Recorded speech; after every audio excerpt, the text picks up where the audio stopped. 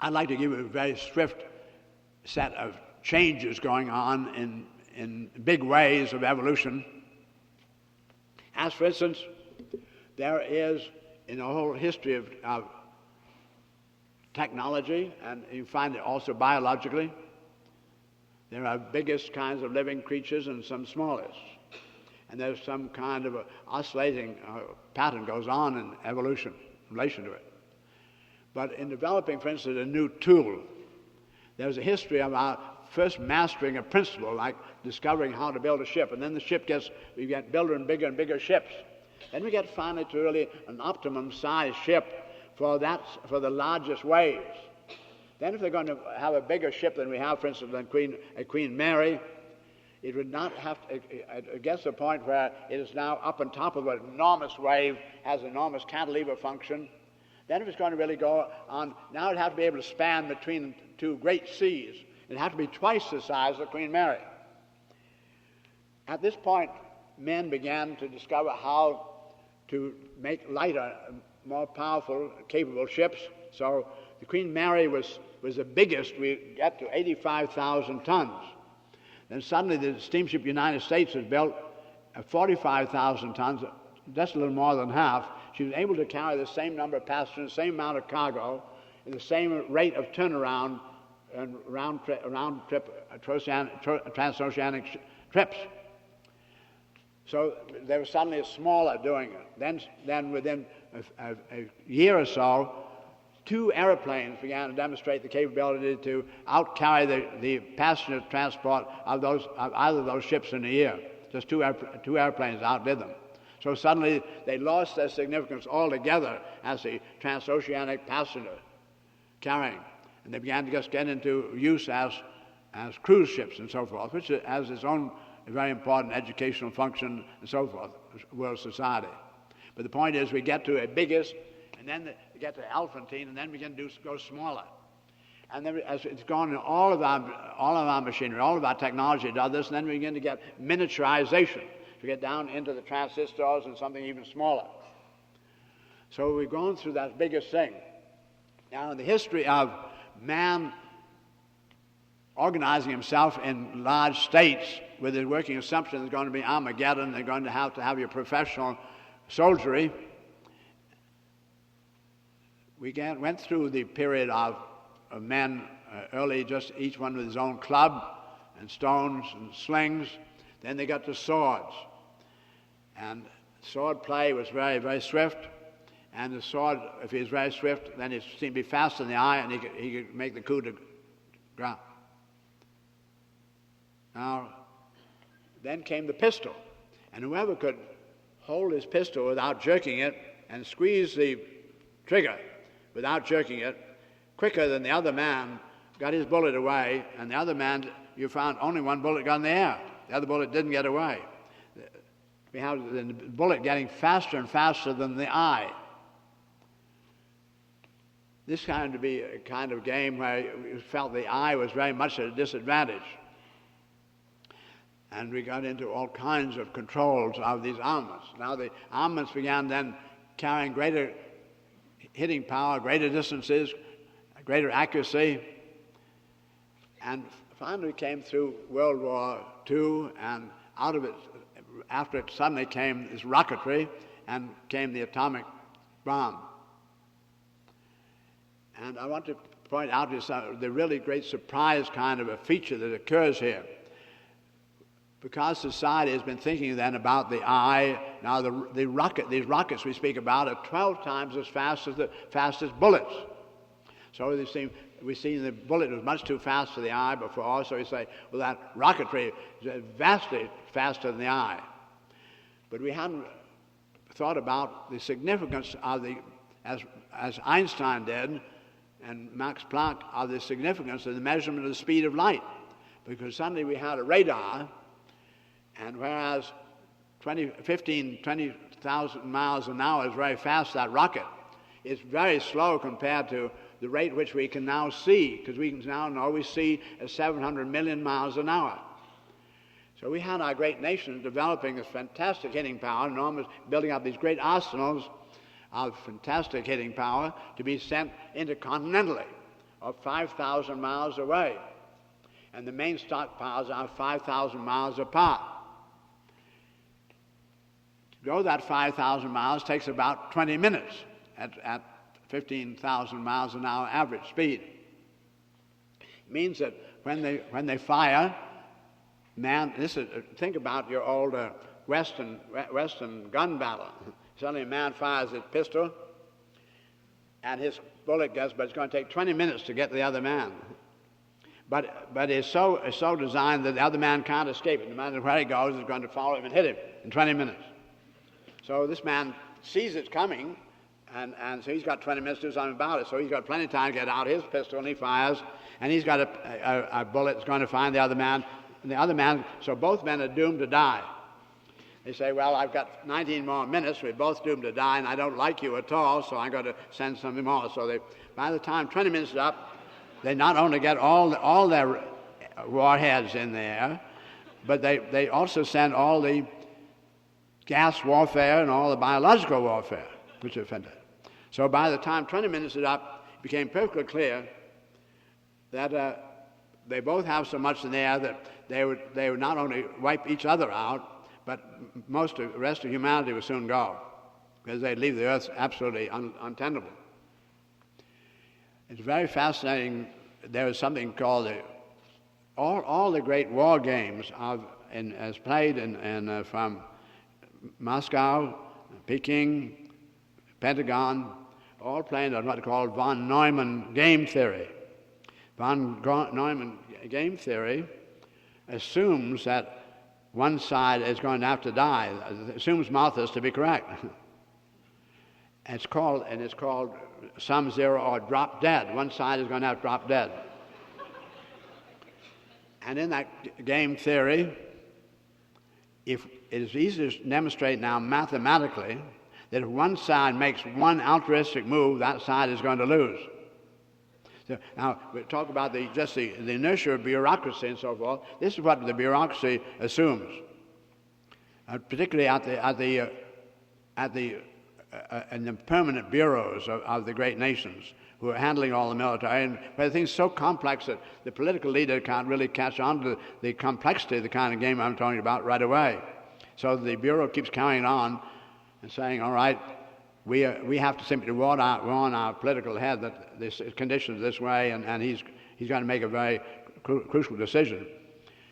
The fact that one altruistic move would mean you're going to lose means that all the exchanges of words between great nations, you may wonder how they can be so crude and so completely lacking in any warmth. In fact, go the other way.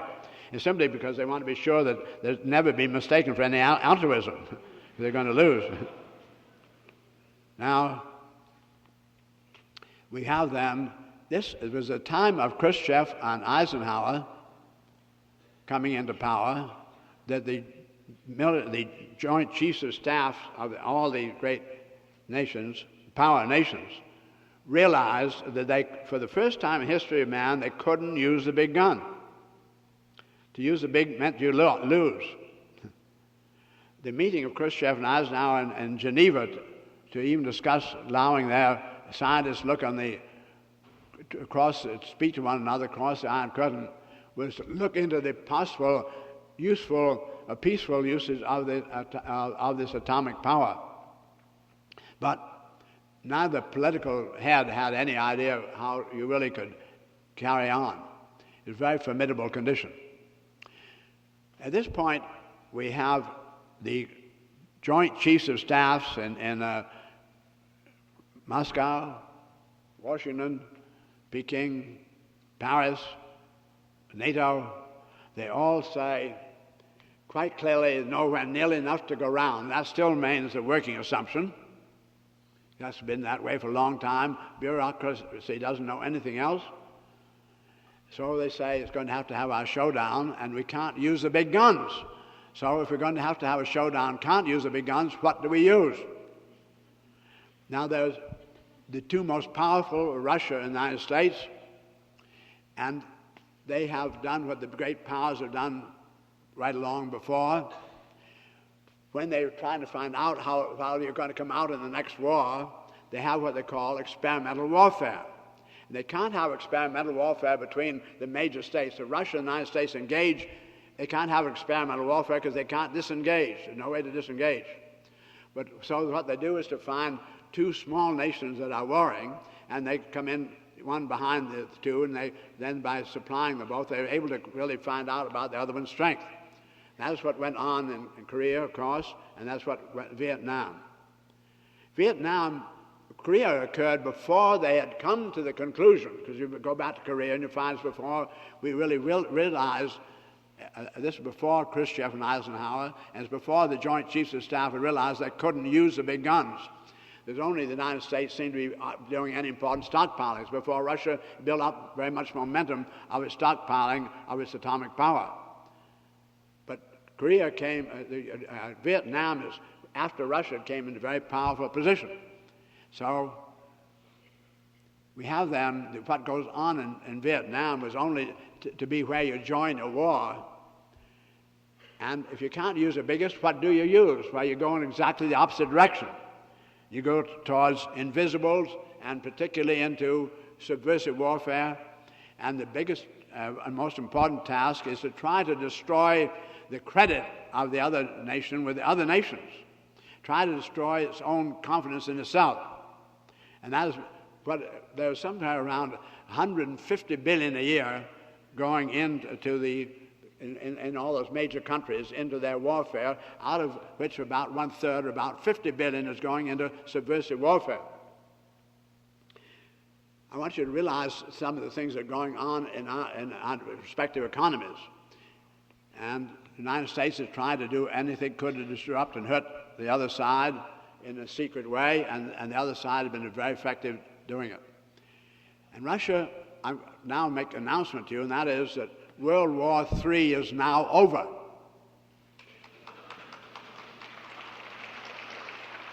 Now, the United States lost World War III.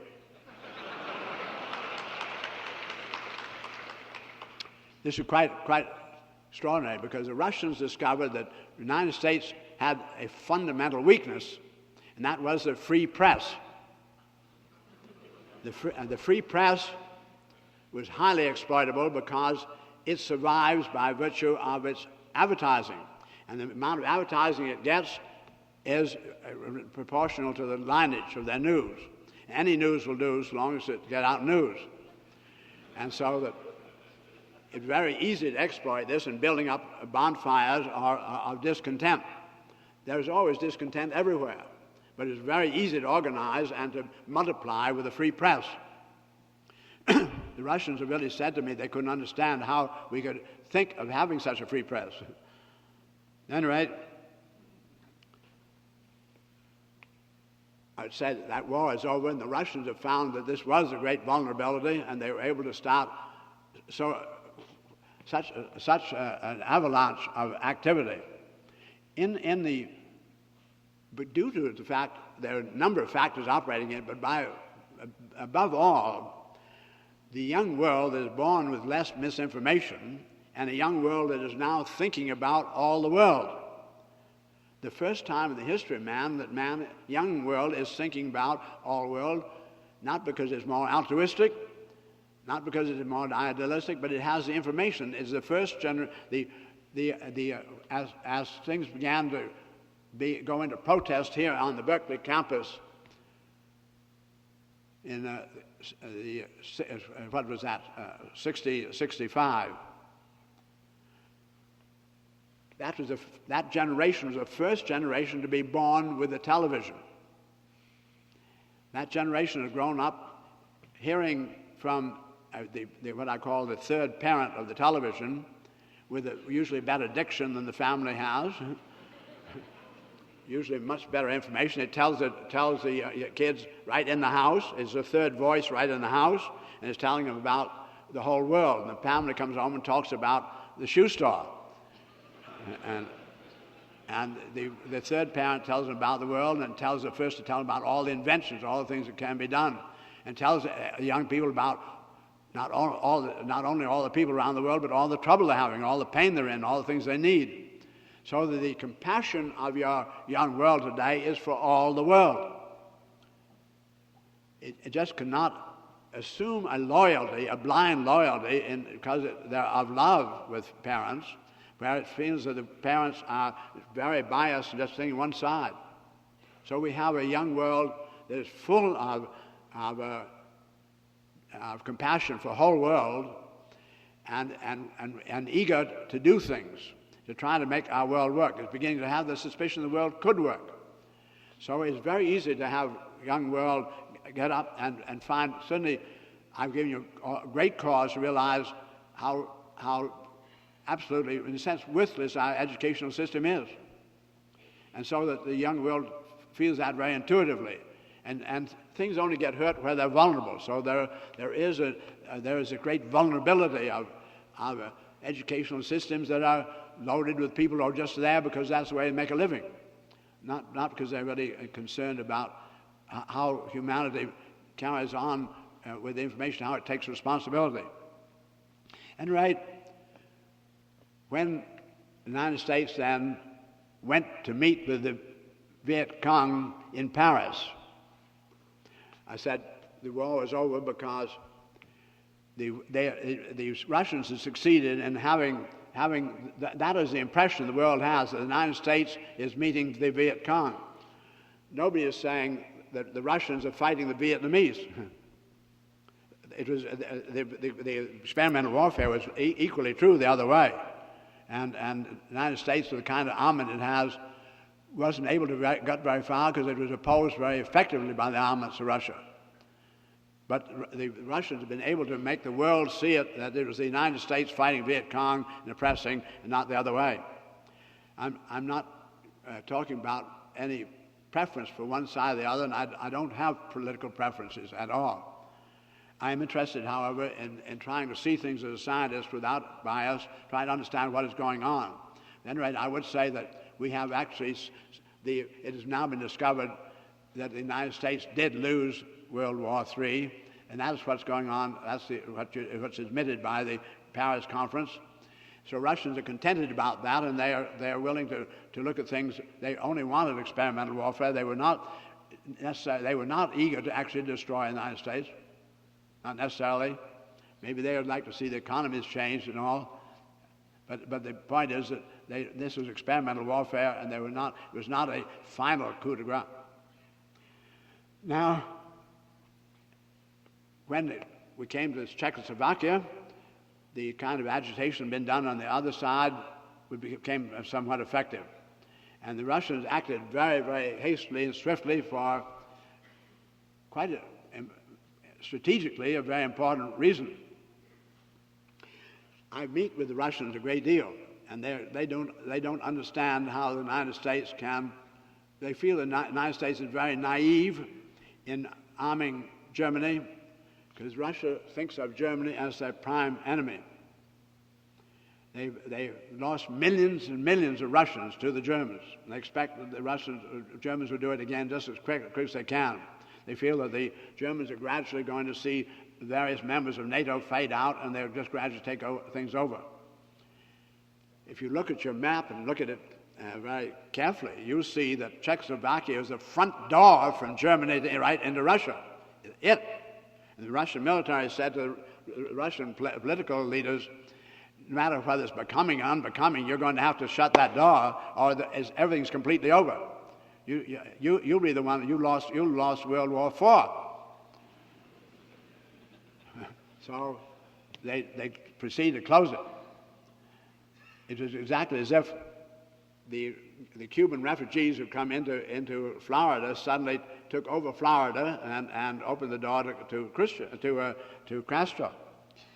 It was that kind of an intimacy, and so that the first thing you notice that the Russians did when they got things under control in Czechoslovakia was to kill the free press which had gotten going, because that was the great vulnerable tool of World War III.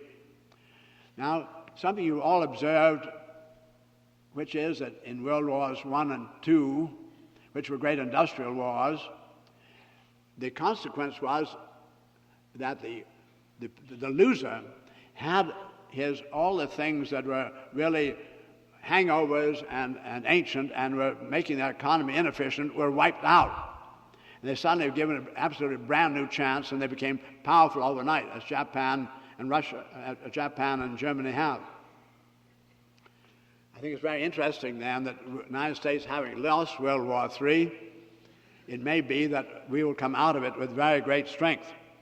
Because I don't think I could talk as I'm talking to you tonight if it wasn't gradually emerging in the minds of all of humanity what some of the problems really are. This has been highly educational.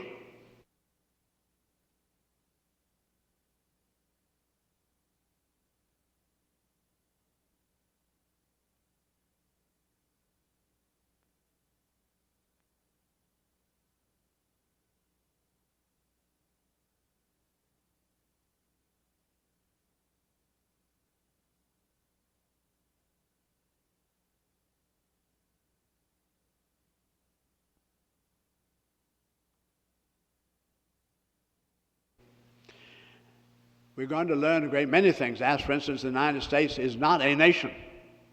The United States happens to be simply the most advanced phase of cross-breeding world man. And I know by experience, as I travel around the world, and I do travel around the world a very great deal, as I talk to the Arabs, I find them having as individuals, have no animosity whatsoever towards the Israeli and vice versa. I find human beings everywhere around the world well disposed to the others, feeling they're being put upon by their political leaders. I find, as you must know, and anybody knows, there is nothing going on between the Arabs and Israeli fundamentally at all. All that the back of it is simply that when it comes to the war and hitting power, the great military machines say, who's going to own that Arabian oil? That's all it's about. These are very, very stark things. Now, I'm taking quite a lot of your time, but I don't think man has much time. I think we're in a very critical position in the fate of humanity aboard this little particular spaceship. I think we have to review things as rapidly as we can. I said I was going to try to talk to you in a very big way in terms of general systems theory. And I'll point out to you that the physicists became very powerful when they discovered, as Einstein and Planck did, when the speed of light was measured, they said they thought that the classical scientific world was thinking inadequately, because the scientific scholarly world that I first knew when I first went to Harvard long before going to the Naval Academy, before World War I, the scholarly community was thinking in the terms of the following. They had learned with the exploration of energy as steam, they got into thermodynamics, that every local system loses energy. We call it entropy. Quite clearly to man, there were the stars, and the stars were instant stars. You see them instantly. When it's dark at night, they're the stars, instantly there. There was instant universe, instant simultaneous universe. Newton thought of time permeating all the universe uniformly. He thought of its gravity having its effects were instantaneous, but not omnidistant. And he found its effects were in terms of relative distance, of masses apart. But he thought of an instant universe. I find then the scholarly community that I first knew at Harvard, and I'm sure it was the same here at Berkeley, turn of the century, it was saying then we have instant universe, and therefore the universe is a system.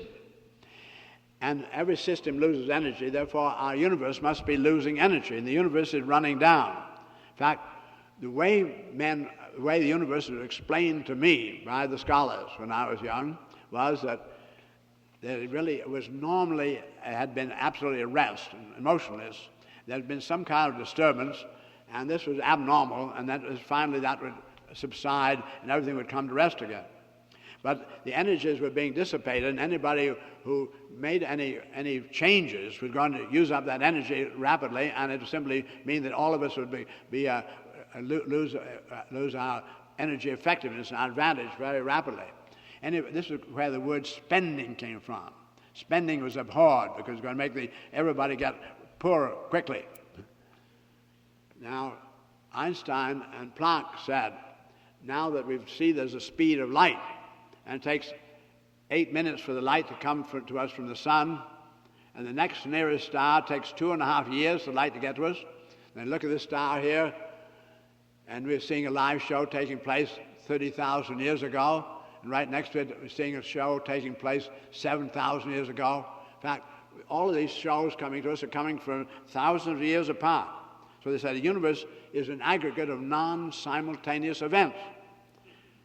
There is no simultaneity. There is no instantaneity. They said, inasmuch we find that energy then, this light radiation has a speed, we have to reassess our universe altogether. And Einstein and Planck, in effect, these are not their words, but I've paraphrased large amounts of thinking. In effect, they said, our universe is a scenario. It is not a single picture. It is a scenario because it is an aggregate of non-simultaneous and only partially overlapping events. As for instance, there is a man who's born, and he has his children and grandchildren, and he overlaps them, but he doesn't overlap his great-grandchild. He's just in here this far. Now then, the universe, aggregate of non-simultaneous, only partially overlapping events. I would like to think about that just a little more, because I'm sure everybody in this audience has said to himself at one time or another, as you've read about most recent astronomical discoveries of objects at great distance, you said, I wonder what's outside, in which you have said to yourself, universe is a static, it is a sculptural affair, and everything is instantly in these relationships. It's a single picture. In a scenario, one frame can't tell the story. The picture of a caterpillar does not foretell the picture of a butterfly, nor does one picture of a butterfly say that the butterfly flies. Now, what I'm getting at then is that you cannot, to ask what's outside is to ask for a single frame picture. It is like saying, which word is the dictionary? In other words, it's an unintelligent question. It simply shows a complete lack of the significance of the information that was found by Einstein and Planck. It's going to take a little time for this to be disseminated, but in a sense it was the surprise factor that where people didn't realize what was coming about. You couldn't use the big guns. All right? I spoke about then the physicists having discovered that the universe was an aggregate of non-simultaneous events. They said, then it is possible that when energy leaves here, it doesn't go out of the universe. It simply transfers and goes there. Why do we think that could be so? Because we see a little child growing, getting bigger. It's anti-entropic. We see a tree getting bigger. Energies must be being collected. They are not going away. So they said it could be then that when energy dissociates here, it always associates there. Review of physical experiments show that this was the case. Science has found no instance of energy either being created or being lost. Therefore, the altitude had to be entirely new towards the phenomena energy. And the Einsteinian and Planck viewpoint and the associates of those men was then suddenly that the energy is conserved. The physical energies are conserved. Because the energy is conserved, and they were dealing in 100% of energy, they were able to make very powerful new strides. I spoke about synergy, behavior of whole systems unpredicted by the behavior of the parts. Typical would be our knowledge about the triangle, where we know the sums of the angles 180 degrees of a plane triangle. We know then, if we know is also corollary the known behavior of the whole, which is 180 degrees, and the known behavior of some of the parts, as for instance, two angles and included side, or two sides and included angle, and you can find out about the rest of the parts. It's a synergetic capability. If you know about the whole and some of the parts, you can find out about the other parts. So the physics, having discovered the energy was finite and whole, then they could find out about the parts, because they had this there were all things going to have to add up to 100%. Every once in a while, an experiment was made where there was an unaccounted fraction of energy.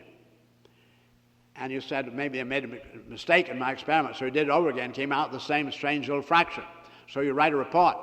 Somebody makes the same experiment elsewhere and it comes out the same fraction. You're so confident by now of the 100% of them. You say, there is a behavior of nature with which we're unfamiliar, which requires that much of energy. Therefore, we'll simply give it a name right now. And later on, we will, and they usually do, isolate it, and then find out just exactly what that behavior is.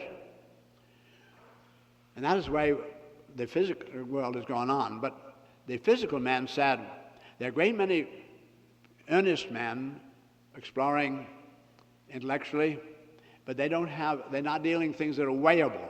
They're not in the physical world. They're in what we call a metaphysical world, and their metaphysics are open-ended.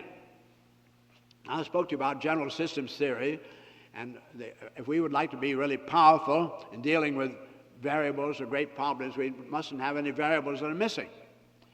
And because a very important part of our life is our thinking, and is weightless, it is metaphysical, we find then that the mathematics completely weightless, that we will not be very strong unless we have some way of coping with all the variables in the metaphysical as well.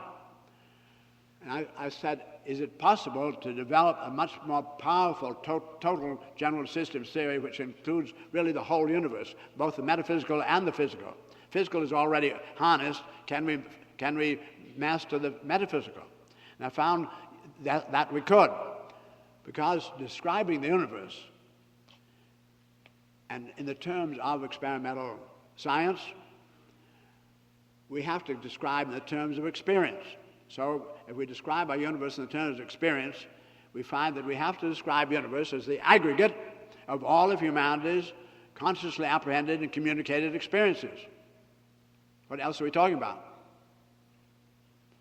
This includes everything. It includes all the becoming, the growing, all the successive experiences of having a little more facets on the same phenomena, whatever it may be.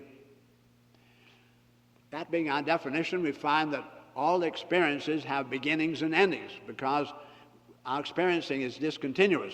It's in packages of waking up and going to sleep, in 20 and 60 cycles per second packages of seeing, getting down to quanta themselves, energy quanta, which are discontinuous. An aggregate of finites is finite.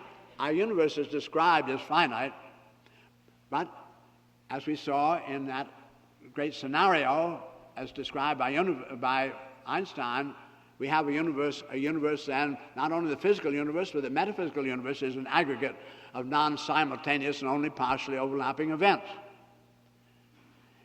This means then, and one frame can't do it, so it means the universe as defined, though it is finite, is non-unitarily conceptual. What man used to think about as being infinite was non-conceptuality. I find that the universe is totally finite but non-conceptual, and we find that what we call thinking or conceptuality is a subdivision of universe. We take out a limited number of experiences and we find their relationships. If we take a piece of paper and we'd like to make it come back on itself, to make a polyhedron, I find that I'll have to take out some angle like this to begin to make a lampshade, and take out a little more angle here. And gradually I get all the edges coming back so they join each other and becomes a system. A system subdivides the universe, and all the universe is outside the system, all the universe is inside the system. And a little bit of the universe is the system itself. Here's a system. These are polyhedra. They are systems with insideness and outsideness, and they are what we call conceptuality, where we take a certain number of our experiences and say, what are the relationships of those experiences? What we call thinking is then finding the relationship between the points. These are a number of experiences. You see, how many relationships are there between them? The fact is that the number of relationships will always be the number to the second power minus the number divided by 2, n to the second power minus n over 2. The beautiful mathematical relationship of those, of how many relationships there are to the numbers of experiences we're trying to think about. And that is what we call thinking. And when we say understand, it's because we have found what the connections are, what the relationships are. Now then, going from what seems to be a plane that goes, we think, to infinity, therefore non-conceptual, into something that we will call a system, we simply have to keep taking out angles. So as each vertex there, you'll see an interaction of lines that is not in a plane at all, but is as seen from outside is convex, and seen from inside is concave. This is typical of all systems, inherently concave inside, convex outside. If the vertex is added up to 360 degrees at each point, they'd go to infinity. They could not come back upon themselves. We have learned, because there are no solids, physics has found no solids, we cannot have a sphere, as the Greeks defined it, as a surface equidistant in all directions from a point, suggesting a continuous surface with no holes in it. We find that all systems are full of holes, that entropy indicates energies coming and going. The Greek sphere, as defined as a surface equidistant in all directions from a point, therefore having no holes in it, meant then a subdivision of the universe, and all the universe inside the sphere and all the universe outside the sphere, no traffic between the two. It would defy entropy, and would be the first perpetual motion machine, be adequate to itself, it could just do away with the rest of the universe. We find that then that all systems are, I find, have a very important property. I find that the sums of the angles around all the vertexes of any system is always 720 degrees less than the numbers of the vertexes times 360 degrees. The Greeks and all the calculus today, the calculus still assumes that for an infinitesimal moment, a sphere is congruent with the plane to which it is tangent, that there is 360 degrees around every point on the sphere. What we're learning is that the sphere as defined could not be so. It always will be a polyhedron, and there will always be not only less than 360 degrees around each point for it order to come back in itself and not to go on to infinity. And we find that the amount of angle you always take out to make it come back, join itself, is always 720 degrees. Now 720 degrees is the 2 times it is 4 times your 180, and is the sum of the angles around all the vertexes of the tetrahedron. 720 degrees is the angular description of tetrahedron. I'll say to you then that the difference between any conceptual system in the universe and the rest of the universe, which is finite but non-conceptual, is always one tetrahedron. Now, angle is an angle independent of size. The length has nothing to do with it. Length is linear and is cyclically measured. Angle is always subcyclic, is part of a cycle. 3 angles give me a triangle. A triangle is a triangle independent of size.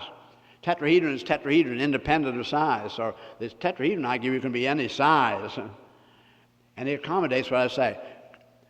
What man used to think of as infinite, I call finite but non-conceptual. What man used to call finite, I call definite, definable, and conceptual. And the difference between the two is one tetrahedron, one finite tetrahedron. I just wanted to give you, now we have very powerful general systems capability because we're dealing in a finite universe. And we know how to handle the local variables. We know how then to dismiss the irrelevances to the problem we're concerned with without missing anything.